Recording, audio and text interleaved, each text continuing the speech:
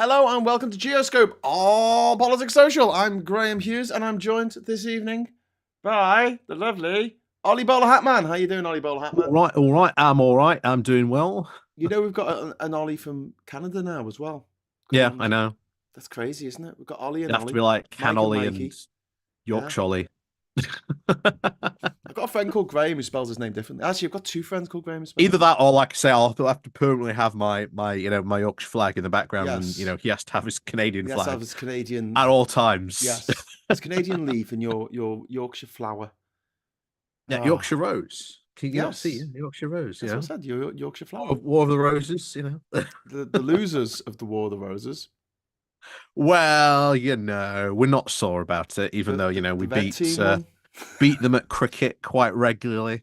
But Okay, so I was going to say a big hi to people in the chat. We've got Billy in there, we've got Diz, we've got Dave W, Alvone, Anton Phillips is in there, we've got Ghost Pouch, we've got Peter Music, Kevin Crossan as well. Loads of other awesome people. All you have to do to join our awesome crowd there is give a little caress to the subscribe button and wait for a minute, and then you'll be able to join in the live chat as we speak. Have your say, but don't be a troll or we will mute you and boot you. So, Trump, phone call, Putin.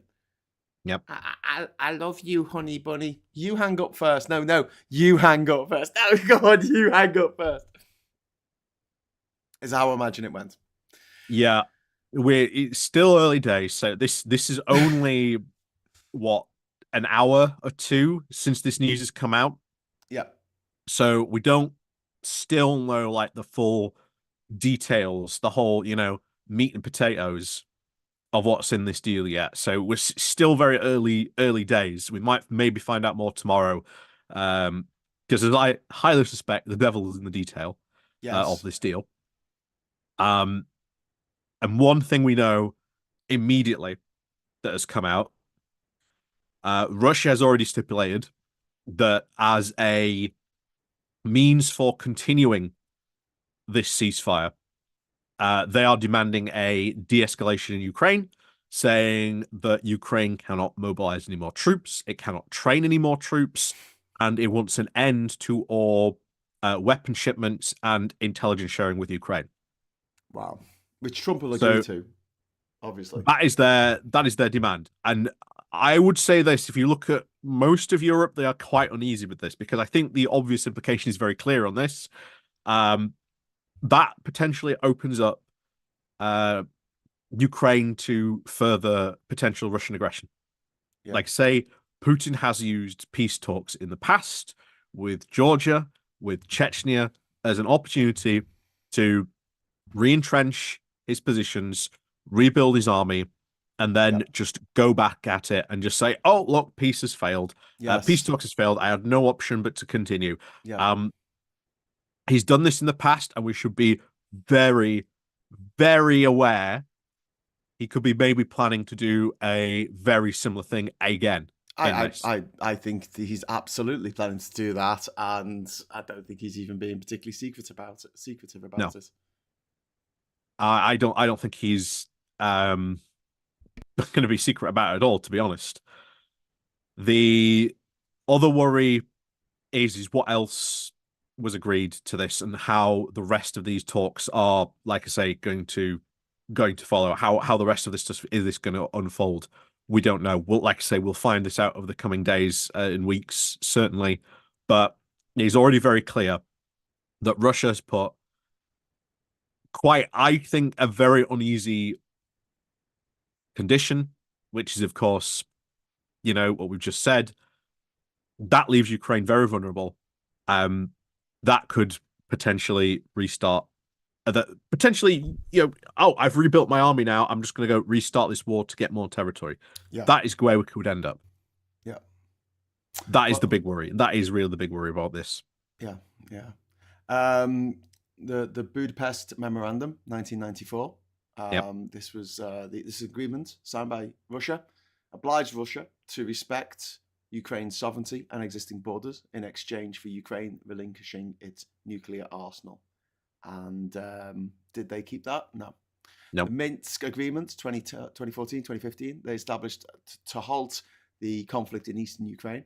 These accords sought to implement ceasefires and political solutions However, violations by Russia was frequent, and the separatists, the separatists kept on fighting, and Russia failed to stop giving military support to the so-called separatists. We've had ceasefire violations in Ukraine.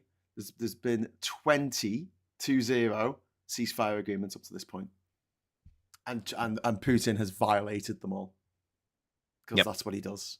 Yeah, that is something very worth pointing out throughout all this.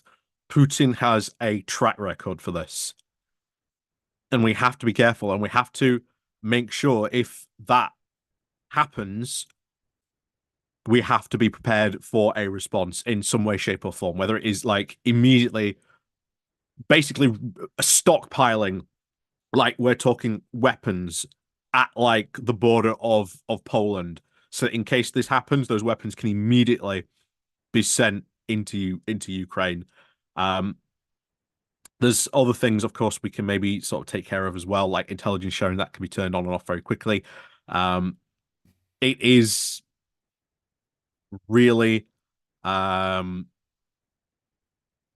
just making sure that there is as many protections for Ukraine in the event, because I do think it is just an event when this will probably happen again to them. Like say, all Putin could be doing is stalling for time, trying to rebuild what he can of his army, so that once again he can, dash on in. So it's worrying. It's very worrying for this, because this isn't over yet.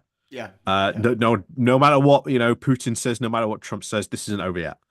I mean, this is a limited ceasefire. It's only saying they're going to energy infrastructure. They're going to stop bombing in energy infrastructure.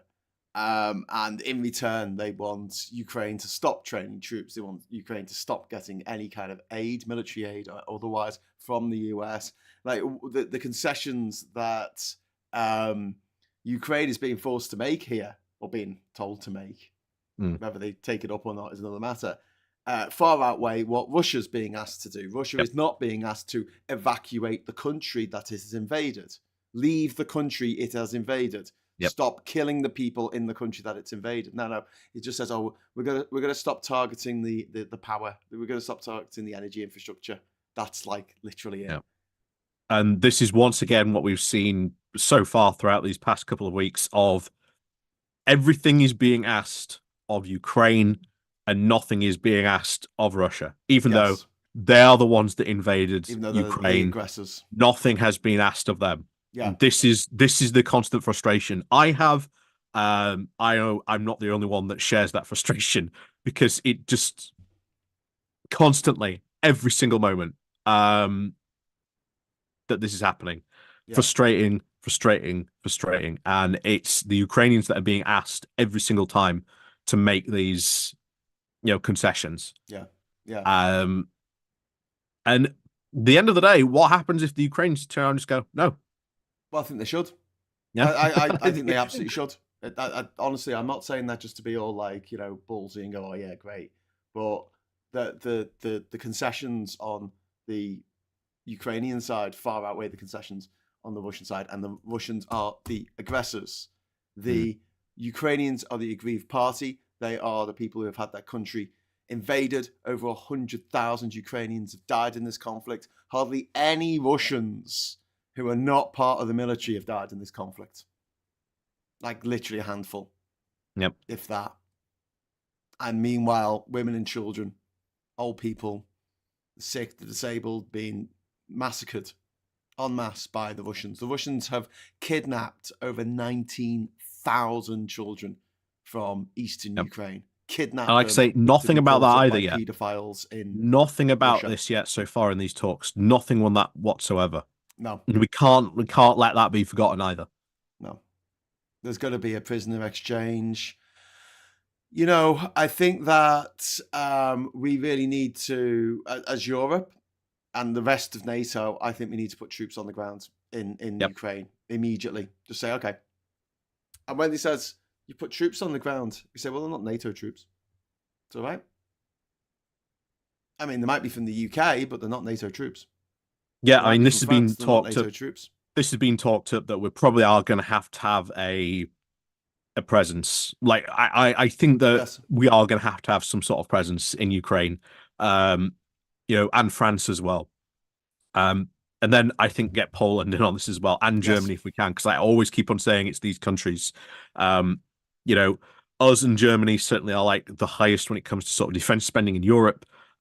Then followed by France as well. France is again a very capable army. You've had Poland over the past couple of years literally arm itself to the teeth, as I've often referred it to as, the Texas of Europe. Yeah. The amount of weapons it has tooled itself up with the past couple of years. Get them involved as well. Yeah. Well, I You mean, know, what I think is imperative now is I think that Ukraine. Okay, here's what I would do. Ukraine, play nice. Yeah, sure. We'll do your ceasefire. I'll send you the message. We'll sign something in a week, in 2 weeks, 3 weeks, whatever. Use that time to build up a blitzkrieg force with the coalition of the willing, which doesn't include America, by the way, but there's about 20 countries around the world that are willing to put troops on the ground in Ukraine, apparently. Do it. Absolutely do it. And say, right, they're staying there. They're not going anywhere. yeah. What are you going to do about it? And Turkey wants to get involved in these talks as well. That's something else we should probably mention. Turkey has a lot of beef with Russia as well. Yes. So it really wants to get involved in this. It really does not like the fact that they took Crimea right from the get-go. Erdogan, I'm not the biggest fan of his, but when Erdogan comes out and says, "Hey guys, you know, Crimea's not Russian, it's Ukrainian." I have to sort of respect that in some way, shape, or form. Like I say, not his biggest fan, but yeah, even a broken clock yeah. is right twice a day. Sarah's saying, I'm sick of rich arseholes running the world. I couldn't agree. By not NATO troops, you mean their deployment would not be mandated by NATO? Yeah, exactly. So the Russians are whinging about there being NATO troops. So you say, well, they're not NATO. They're British troops. They're French troops. Oh, you mean countries that are part of NATO can't turn up? Yeah, but then they'll just go, oh, it can't be non-European. At which that point you go, well, what about Turkey? Yeah. Well, the Russians have been quite clear about this. They want peacekeeping troops from Nigeria. Because I hear that they are the least corruptible peacekeeping troops. Because you see, they're paid one of the least amounts of salaries of any country in the world for peacekeeping duties. So I can see how it would be very hard to bribe them to look the other way when an atrocity is committed on Ukrainian soil. This has been going on for a very long time with Vladimir Putin. It started before he was even president with his actions in Grozny, in Chechnya. And we saw what he did in 2008 when he invaded South Ossetia and Abkhazia, took a third of Georgian territory. We've seen what he's done or what he hasn't done to protect the Armenians living in Nagorno-Karabakh, who were supposed to be looked after by Russia, but eventually were, because Putin doesn't give a shit. Putin doesn't give a shit. None of the agreements that he makes are worth a Panaskaus. Like, they're just... Panaskaus is quite nice. Yeah. And I think there is just argument to say, well, sorry, Putin, but you brought in North Korean troops into Europe at that point. Why should we respect that? Yeah. And Iranian drones as well. Iranian drones dropping bombs, killing European men, women, and children. Yeah, why is that hardly ever brought up by the racists? There's a lot of stuff that has to should be put before on this, especially with Iran. And I've said this before. There is a massive opportunity to pull Iran so much towards the West, and I think we've missed out on this, unfortunately, at the moment, especially with Trump in the White House. At the moment, I don't think that's going to happen anytime soon, which is a huge shame. Because if you could pull Iran back towards, being sort of more open, more pro-West, most Iranians are sort of in their attitudes are very, very sort of Turkish in their attitudes. If you've ever talked to someone from Turkey about their sort of attitudes and sort of their way of life, they're very sort of similar attitudes to sort of life and sort of politics on things of that. Nicest And people you I look met in where, the world when I was traveling, mate, were from Iran. yeah, nope, got a Uh, super chat. oh, we got a super chat. Thank you very much, SG, for the first super chat of the evening. That's very kind of you. How does Iran helping Russia with drones square with the USA okaying Israel to bomb the living daylights out of Gaza? Do you think they'll pressure Russia to pressure Trump? Maybe. When you're saying about the Uh, amount of missed opportunity with Iran, well, Israel's made its bed, which it must now lie in, and it is supported without criticism at all by the Trump administration, who yeah, welcomed the deaths of 400 yeah. Put it Gazans this last way: night. Israel has basically an open hand to do whatever the hell it wants for the Yes, next couple from of years under from Trump. the USA. But what if the coalition of the willing says no? We do what we did to South Africa during apartheid and say no. I'm sorry, we're going to freeze you out of everything. We don't want this. That will put us in Iran's good books. But then that will piss off Saudi Arabia. Yeah, Is that a bad thing? I don't know. I remember prior to this war, prior to the whole October 7th kicking off, there was actually better relationships developing between Saudi Arabia and Israel, and that was good. Those relationships being normalized was good for the region. Yeah. But of course, after this, that's now very, very much been thrown in doubt. Yeah. In But fact, the why entire would we? any relations with any Middle Eastern Yeah. country with Israel has been thrown into doubt because of this. But normalizing relations is a peacekeeping move. Right, because if you have trade between two countries, so why don't we just tell America to fuck off now? Well, Yeah. because our trade is so linked with them Mm. that makes it very difficult to do that. I think down the line, we may do that. We may have to do that if they continue on their stupid tariff spree. But in April reality, 2nd. if you have April 2nd, well, yeah, it's coming. if you have no diplomatic relationship with the country, you don't even recognize it as a country. You have no trade between you and the country. You don't need to impress them. You don't need to keep them on side. You're not going to lose anything by telling them to fuck off. Whereas we would lose something telling America to fuck off at the moment. And we need to maneuver ourselves into a situation where we won't. But the irony of that is that drives us closer into the arms of other countries that need to fill that void. Canada, other countries in the European Union. Which is self-evident because no man is an island and no country stands alone in the world. North Korea is only propped up by China and by Russia now.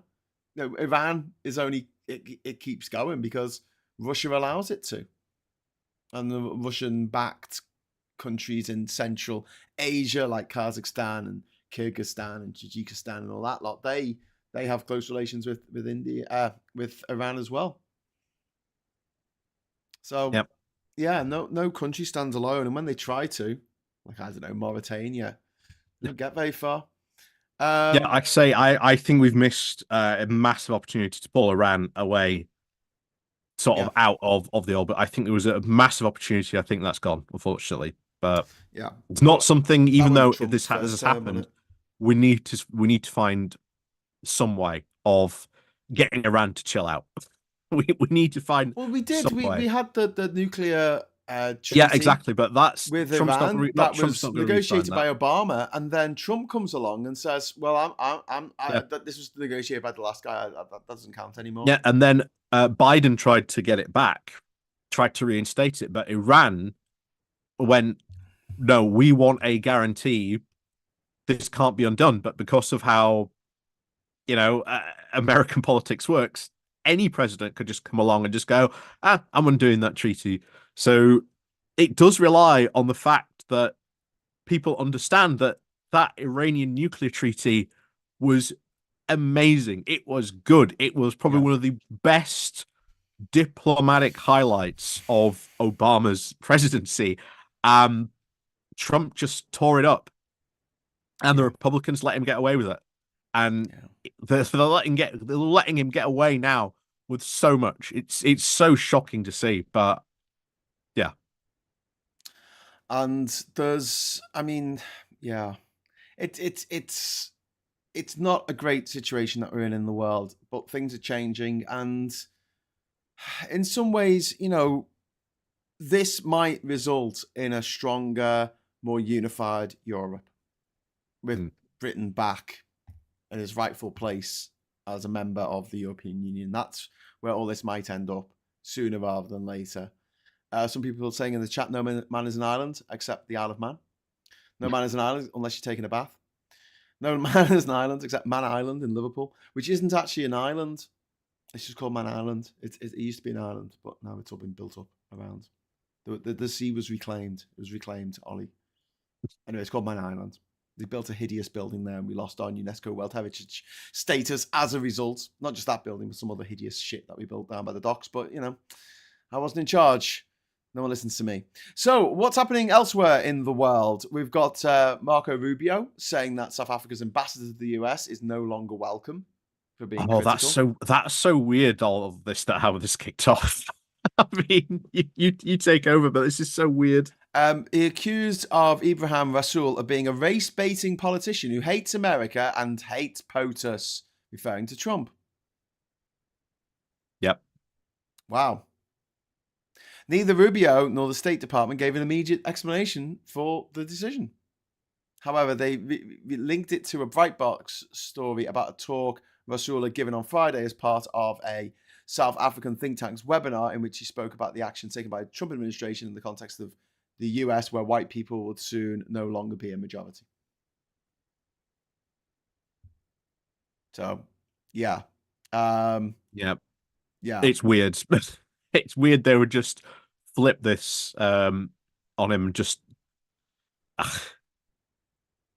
but yeah, also, there's a weird thing going on with South Africa at the moment, because Elon Musk has got links to South Africa. Yeah. There's another guy, Peter Thiel, has links with South Africa, and there's a third one who, they're all very heavily involved in Trump's administration, and they're offering diplomatic asylum or political asylum for white South Africans who need to run away from South Africa for some reason. Yep. South Africa being 81% black, 7% white, but the whites still have a lot of power in that country. And white people in South Africa, well, older white South Africans, often claim they're discriminated against. The younger generation that I met when I was in South Africa, they don't give a shit. They're just getting on with their life. They don't care what colour people are. They're just hanging out and having a good time with their mates who could come from any background. It's these grizzled old Afrikaners who just can't get over the fact that the apartheid system didn't work. But isn't it ironic that the same people who are saying that, people who are not white in America should go back where they came from? And this is from South Africans who are literally who are white people in a not white country, in a very not white part of the world. Why don't they go home? Anyway, Elon Musk, Canada is trying to get rid of his citizenship. He has citizenship of South Africa, America, and Canada are trying to bin that. Yeah, can we talk about Canada for a bit? Because I know we've got Canadian Ollie in the chat. I've just seen him. Hey Ollie, how you doing? Flying by in the chat. But honestly, if I were Canadian, Trump keeps on talking about making Canada the 51st state, and I think this has got a lot of Canadians very, very worried, because Trudeau was hot mic'd, I think like a couple of weeks ago, and someone said to him, is Trump actually serious about this? And Trudeau's like, yeah, he's deadly serious about it. Yeah. So if I were a Canadian, I'd be very worried about the threat of invasion from the south. I'd be very worried about that. But as I've said before, Canadians and the Geneva Conventions, all I'm saying is, if I'm fighting a war, I want the Canadians on my side. Yeah. That's all I'm going to say. Yeah. The Canadians fight hard and, have done a lot of bad things, which is why a lot of the Geneva Conventions actually exist. But there you go. Well, what Trump is doing with the saber rattling over Canada and Greenland, and also Panama. Mm. It's just disgusting. It's absolutely disgusting. But this is a man who rapes women. This is a man who probably rapes children, and that's why the Russians have got something on him. And I don't think it's a PP tape. I think it's way worse. I think it's really, really that bad that it would actually make his fanatical lunatic cringe in horror. So I made a video about this, and I think when it comes to the idea of like, is Trump a Manchurian candidate for Russia? I don't think he is. I think Trump is just an absolute idiot who is very easily manipulated. And it makes it look like he is, but I don't think he is. But no, I don't think he's a Russian asset at all. Even though, again, we must beware going into conspiracy theory here, because the Steele dossier, everything which most of those claims do come from, they were all completely unverified in the can't remember what the report was now from America. The Flynn report did say that the Steele report, all those things there were unverified. So we must be careful not to become conspiracy theorists in this. Why? And sort of follow the evidence. They wouldn't stop. They went on about Biden bloody Hunter's laptop till the end. They'll go on about that till the heat. Well, exactly. Why do we have to be all holier than thou? Fuck it. Say that there's a sex tape out there. It's so horrific that it will destroy Trump, and just put it out there as a thing that people just know. You know, like Richard Gere and the hamster. There's some people who know what I'm talking about there. Tim Ballum says, 1 Trump, 2 cops. Thank you very much for the super chat, Tim, but I think it's worse than that. If it exists, but let's pretend it does, because fuck them. They'll do the same thing to us. You know, they want to play dirty. Let's play dirty. Fight dirty even. Ukraine would support a proposal to stop strikes on energy infrastructure. This has come from Zelenskyy. This is an update on the Guardian website from 11 minutes ago. Zelenskyy said Ukraine will support the US proposal to stop strikes on Russian energy infrastructure, and said he hoped to speak to US President Donald Trump about his talks with Vladimir Putin. I think it'll be right we have a conversation with President Trump, and I know in detail what the Russians offered the Americans, or what the Americans offered the Russians. So that's what Zelenskyy told reporters a few minutes ago. So there's some other news. This is mad, okay? France is preparing a survival manual for every household. This is a booklet to give guidance on preparing for imminent threats that include armed conflict and natural disaster. And I've got to say, I agree with it. Yeah, I agree. I'm surprised we haven't had one either. You don't remember the duck and cover shit that we had in the 1980s. I'm too young for that. This but, stuff. Yeah. No, I'm too young for all that stuff. But I'm surprised we actually haven't had a booklet ourselves over here, to be honest. Yeah. Get your iodine tablets. Get your iodine tablets and shut. Like I say, we know since 2014, I think the Baltic states, Finland, Poland, Romania have, like, you know, hey, in the event of war, this is what you do. Yeah. I'm not sure about other countries, but I know that probably France is probably the most like Western European country to sort of actually issue one. I'm not too sure about anyone else. Yeah. Well, I mean, issued one, but yeah. My house here, or the cat's house in Durham here, we have thick walls, Ollie. If you want to come here during the nuclear fallout to stop those little bullets of radiation surging through your body a million times an hour, you come here. Seriously, just don't walk past the window. You'll be fine. Yeah. Fucking hell! What a time to be alive. It suggests putting together a survival kit consisting of at least 6 liters of water, a dozen tins of food, batteries, and a torch, as well as basic medical supplies, including paracetamol, compress, and saline solution, according to Europe One Radio, which reports the story. Yeah, I mean, the fact that they are taking this seriously, and we should.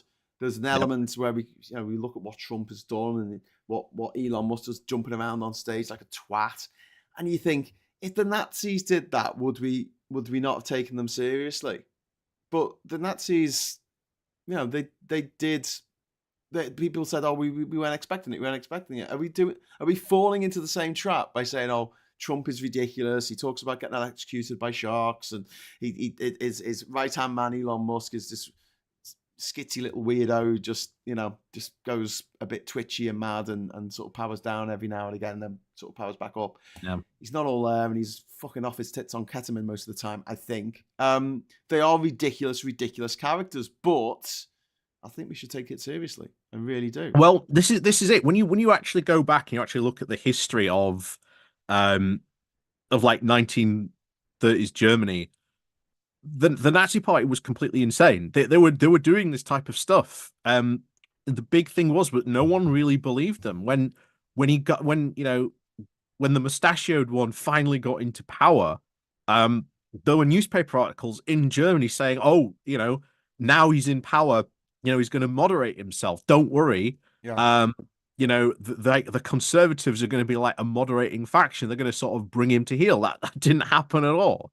So we've seen this before, but I keep on saying this every single time this comes up. It's not Nazi Germany, the direction that the USA seems to be going. It's more like Imperial Japan, because remember, Japan had its own fall into fascism that was very, very different to that of Nazi Germany, but it is echoing, I think, far more what is currently going on in the US.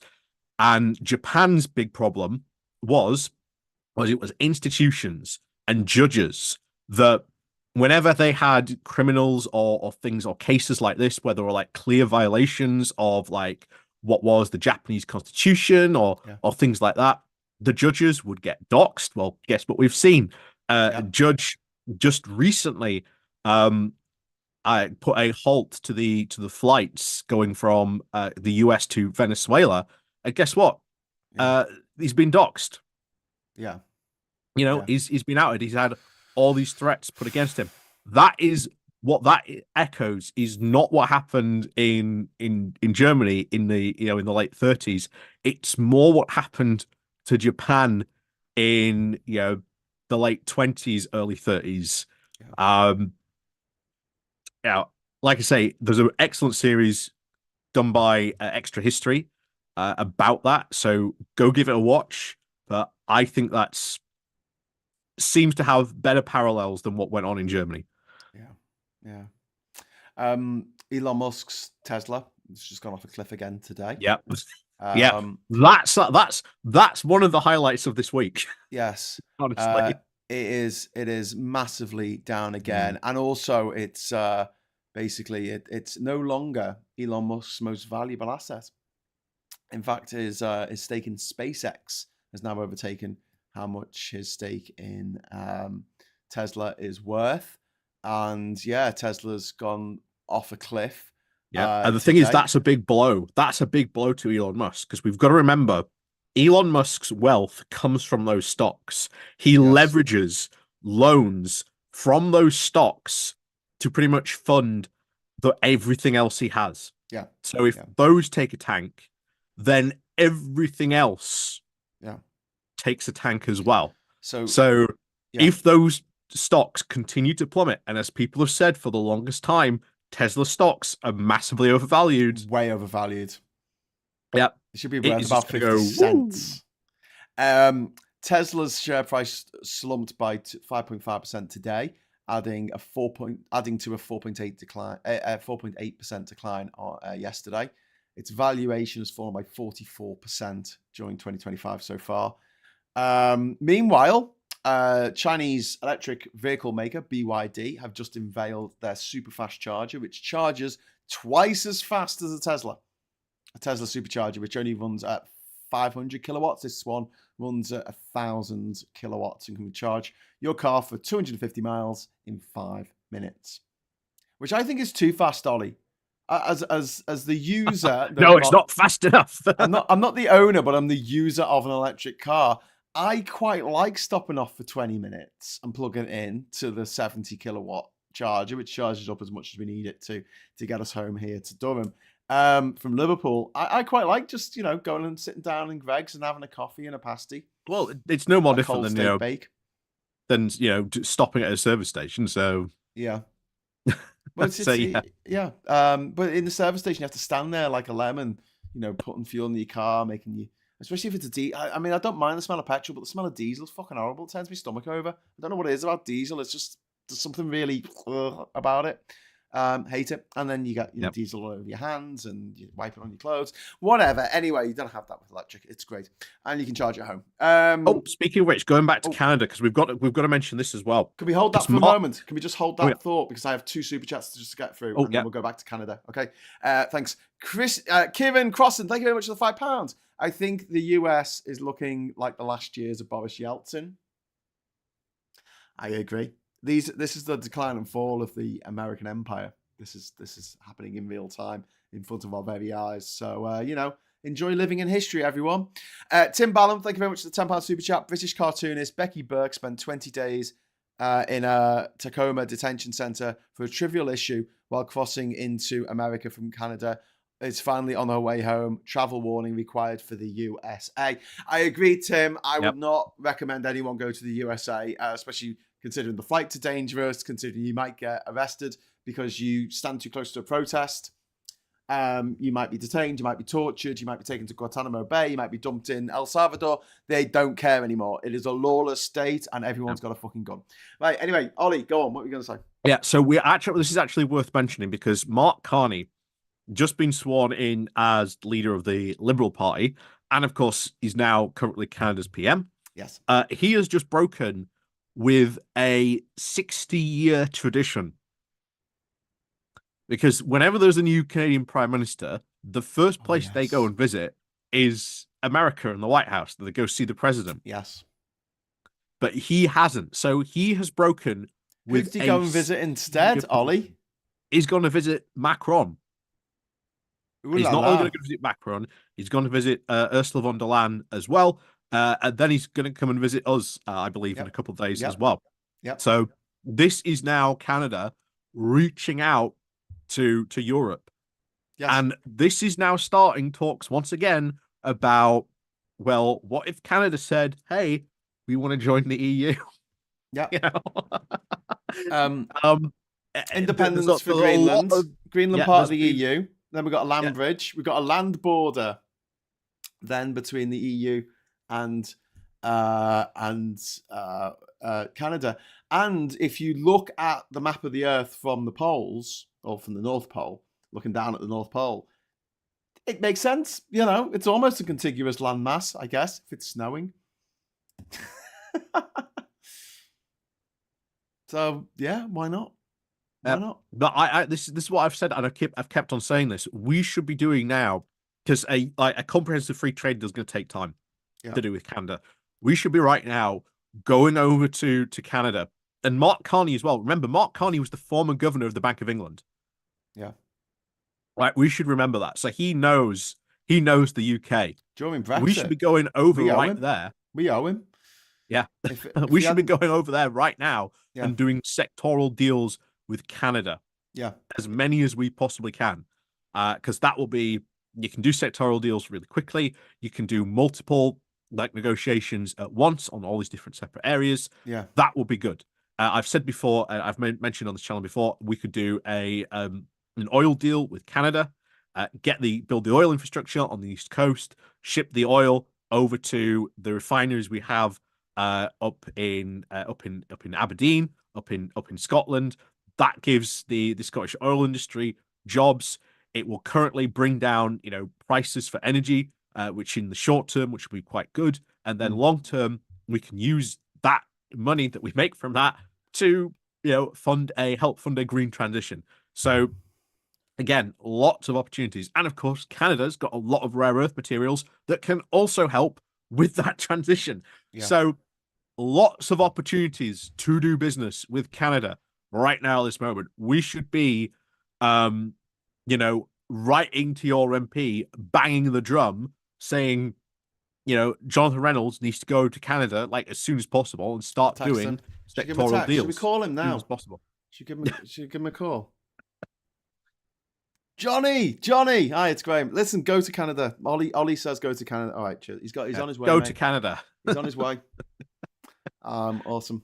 Maybe I'll get the inside track. But the thing is, I feel like since Trump got into office, I feel like any communications with Johnny Reynolds would be that'll be being traced by the FBI and the CIA to possibly be used against us in the future or something. So yeah, and I am a bit concerned about the fact that Andrew Gwynn was pulled up on messages that he left on WhatsApp a few years ago, and it was like, you write something on WhatsApp in a group message, you may as well post it on the internet. You gotta bear that in mind, because it's not just the other people in the chat; it's their family, their friends, their neighbors, the person who nicks their phone, who will have access to those messages. Yeah.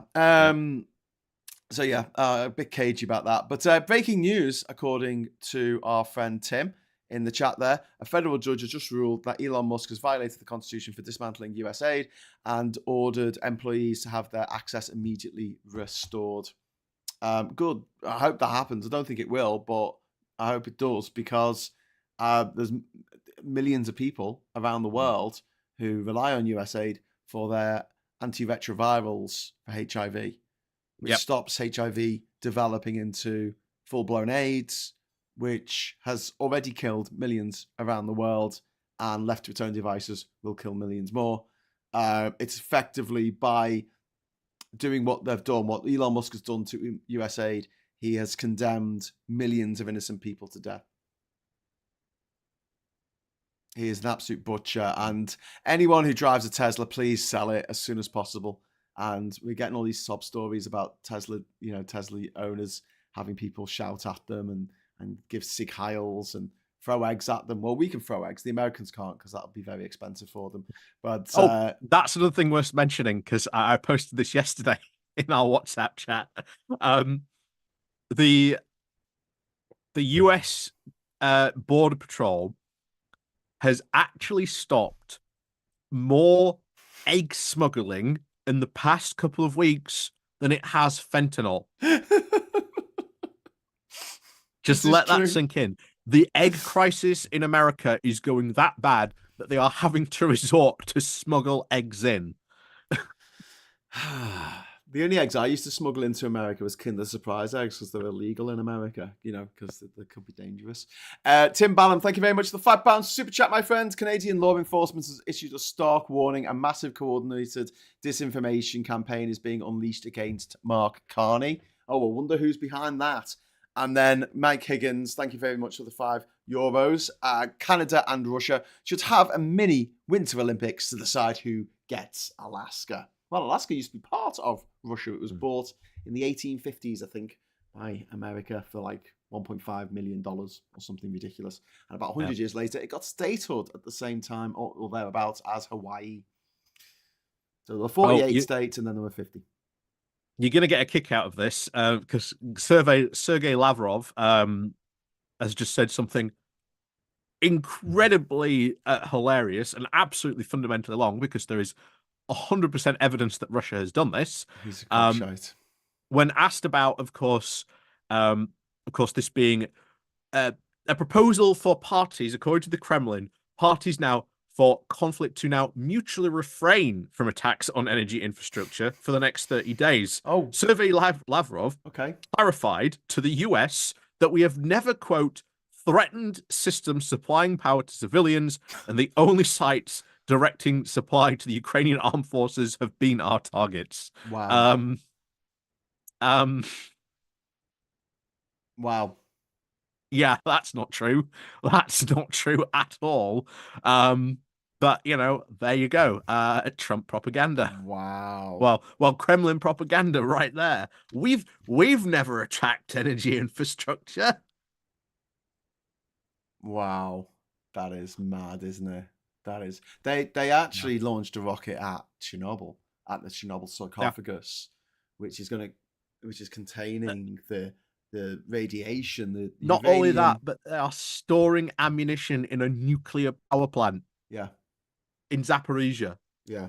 That they almost caused to melt down when they blew the dam. Yeah. A second nuclear meltdown in Ukraine.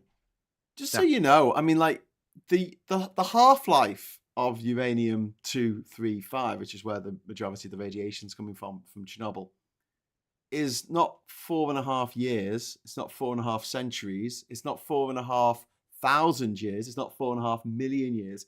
It's 4.5 billion years, which they reckon is about the time that the sun's going to not go nuclear, but basically not supernova, sorry, but will expand and probably envelop the Earth if it doesn't get pushed away by gravity. And when that happens, and humans are a distant memory, there's still going to be half the uranium-235 still powering out of that space in Chernobyl. That is just insane. That's mind blowing. The sarcophagus that's on it at the moment is going to last for 100 years. So by by 2120, they're going to have to replace it with something else. Maybe they could like pick it all up like Ultron and fly it into the space, throw it into the sun.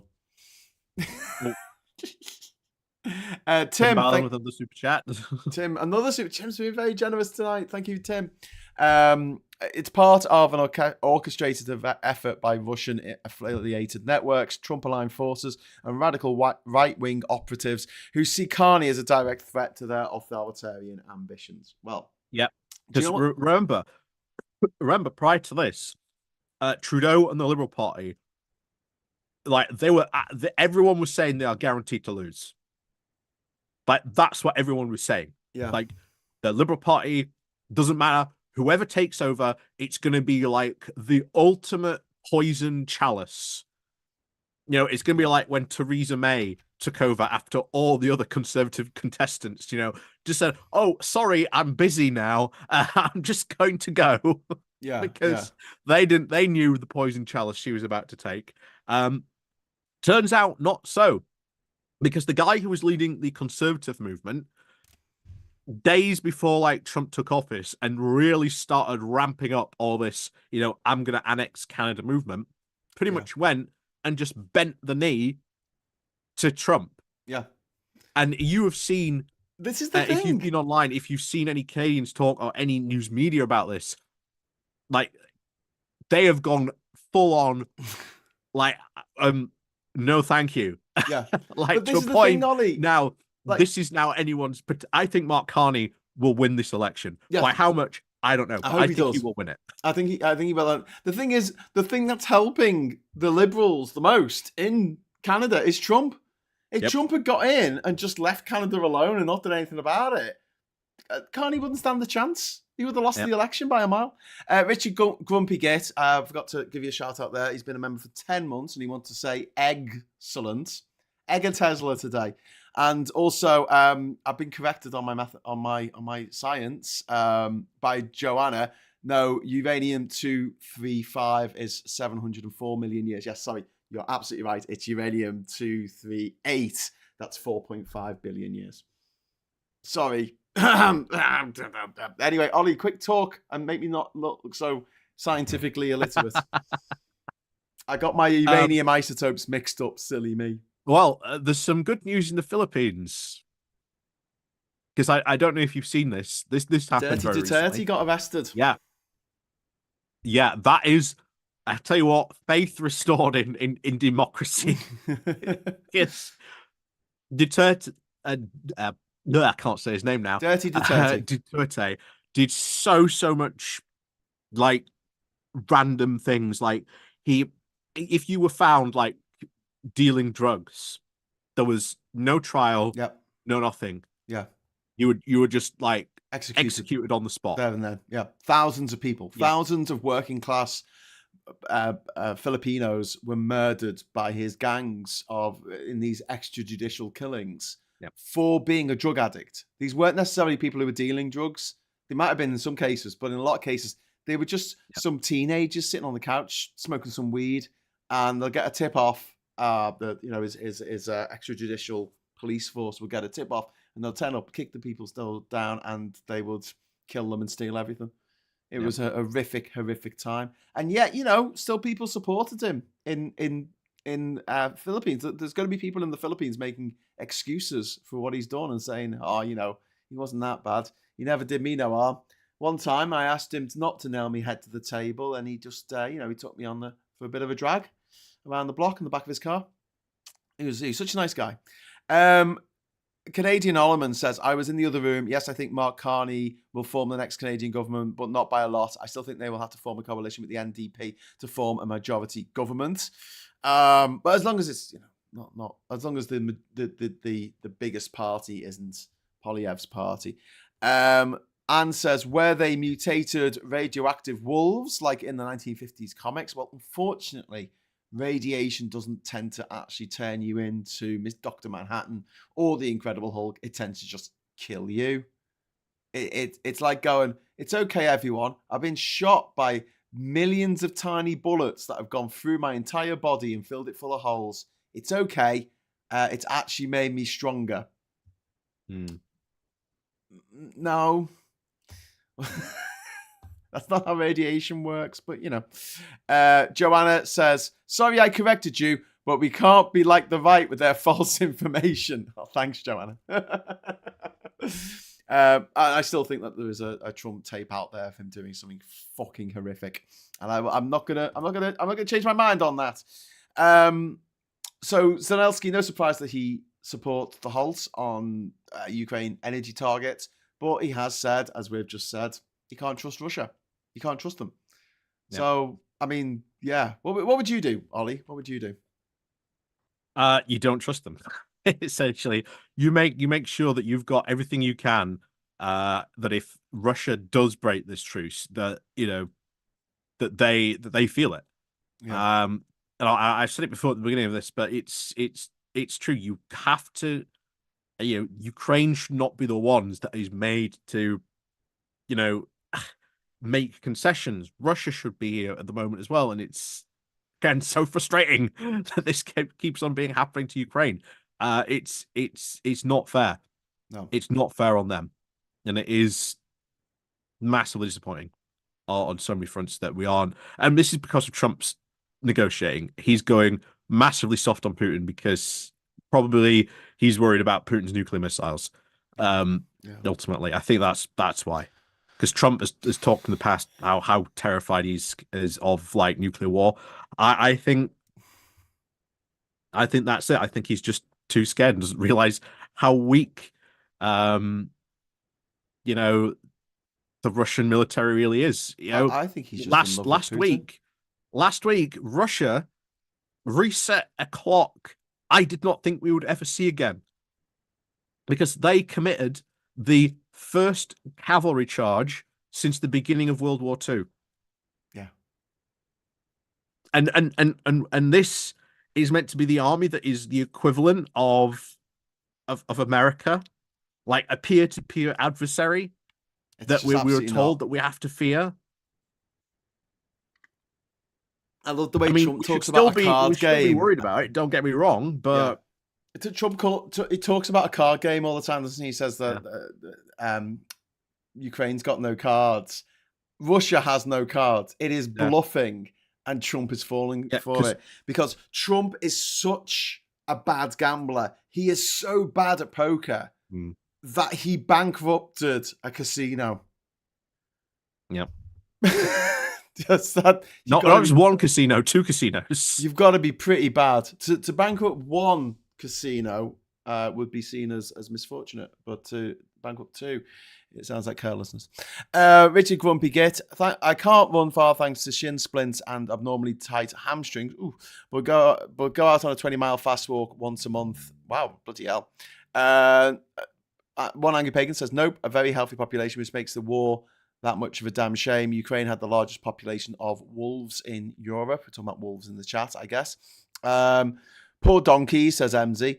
And Chris C says, it's amazing how little time Mother Nature takes to reclaim what is hers.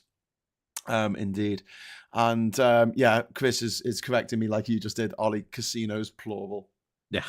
Jesus Christ. How much of a terrible, terrible businessman do you need to be? That is just, horrific. Talking of horrific, before we go, we do need to mention again that 400 people died last night in Gaza after Israel just resumed bombing without any sort of... There was no... I didn't see there was something that Hamas did to break the ceasefire that justified it. They just went ahead and did it. Backed by America. Yep. Fully backed. disgustingly. This is the biggest loss of life in one night for over a year, well over a year actually, Yep. since 2023. Really sad state of affairs. And Netanyahu says that fighting has resumed in Gaza at full force. And they said they were going to pause it for Ramadan, which started on February 28th. It's not over yet. Ramadan lasts for a month. It's not over yet. And they've started fighting again. Yeah. Tim Ballum, thank you. Oh, sorry, go on. Like I say, right from the only reason this is being done, is for Netanyahu to keep power, because there is a lot of corruption cases that are about to hit him if he leaves office. Yeah. So the only reason I think he's done this is part of that is to keep power for as long as he can. Yeah. Well, and he knows it. That's the situation with Trump, isn't it? He just went to be president, so he wouldn't be thrown in jail.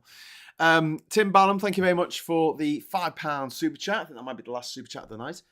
Senate Bill 21 has been written by Elon's lawyers to basically tell the judges in Delaware to let Elon have his $56 billion share option. This is for Tesla, I believe, where there's a judge has blocked a shareholder resolution. Yep. Sorry, no, it wasn't the shareholders. I think it was just like the major shareholders, like which is. Yeah, so Elon Musk was about to sort of basically offer himself a massive payout, and everyone went. Well, most of the big shareholders went. Why are we giving you such a big? Yeah, what have you done? Such a big payout. What's going on here? So, and then of course that got blocked. Elon Musk got very petty about it. It went to court, and the judge ruled in the shareholders' favor. So, yeah, and now he's trying to sort of say, "Oh no, I deserve that," which is But the thing is, Trump has done this to avoid jail, and like Elon Musk, he puts himself forward as like the smartest man on the planet, but he must be pretty fucking thick because he doesn't have any of the protections that Trump has. Trump can turn around after this is all over and he's out of office, whatever. If he's not in a box, right? He can turn around and say, well, everything I did during my presidency is protected by the Constitution because that's the way it was interpreted by the Supreme Court. They said that the president can't commit a crime while in office. Elon Musk has none of that protection. He doesn't even have the protection of saying, I'm only accountable to the voters, which is something that politicians who break the law often say. They go, oh, yeah, I might have broken the rules, but I'm only accountable to my electorate.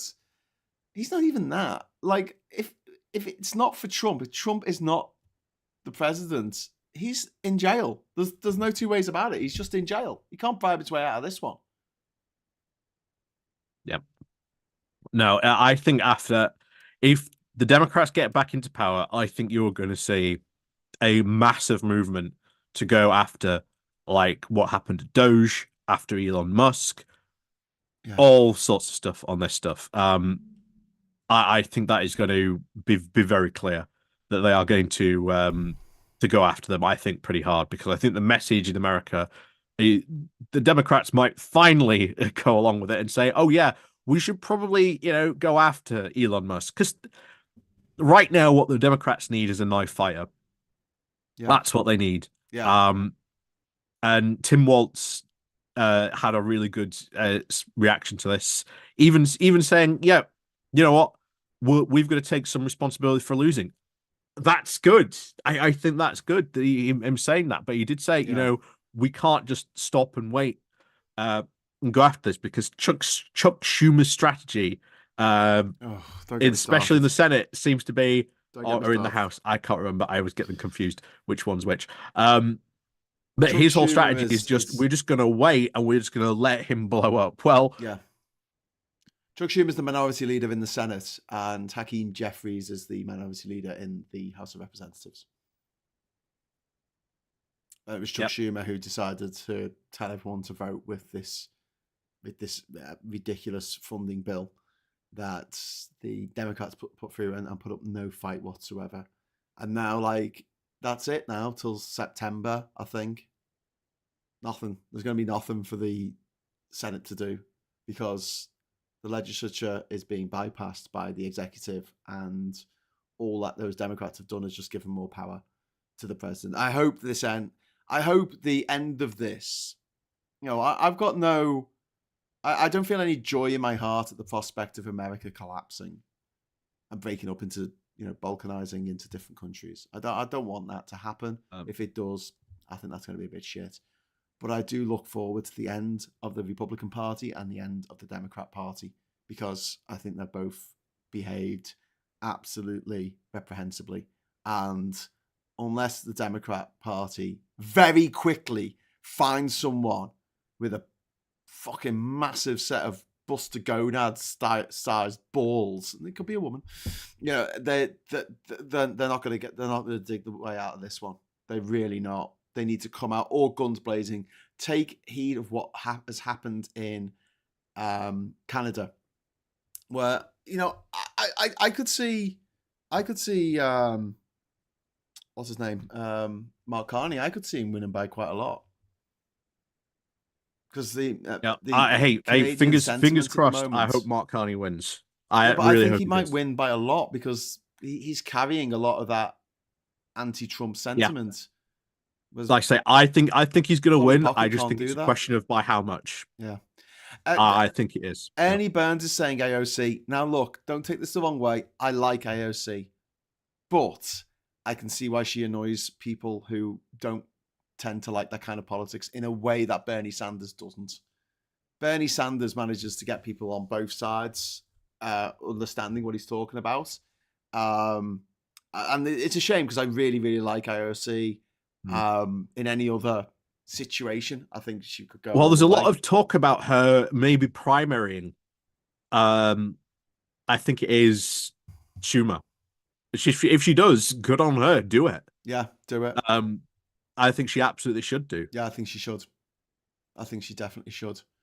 But yeah, it's madly embarrassing for America. I think we'll just leave it on this note, because we're going to wrap up in a moment. Yeah, that America can't find one person out of 330 million people that can go head to head with Trump and give him, tear him a new arse.